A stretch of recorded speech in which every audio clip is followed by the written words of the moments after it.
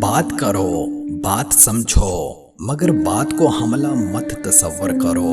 تعلقات میں پہلی دراڑ ہمیشہ غلط فہمی کی وجہ سے ہوتی ہے، اور یہ غلط فہمی صرف بات کو سننے اور سمجھنے کے درمیان کا وہ فاصلہ ہے جس کو اکثریت چھلانگ لگا کر عبور کرتی ہے، نہ کہ غور کر کے قبول کرتی ہے۔ 7 عادتیں انسان کو رسوا کر دیتی ہیں۔ نمبر 1، بد چلن سے دوستی کرنا۔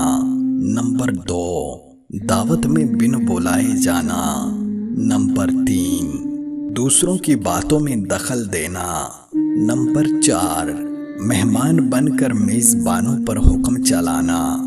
نمبر 5، حریص دولت مند سے مدد طلب کرنا۔ نمبر 6، مجلس میں اپنے سے بالا شخص کے پاس بیٹھنا۔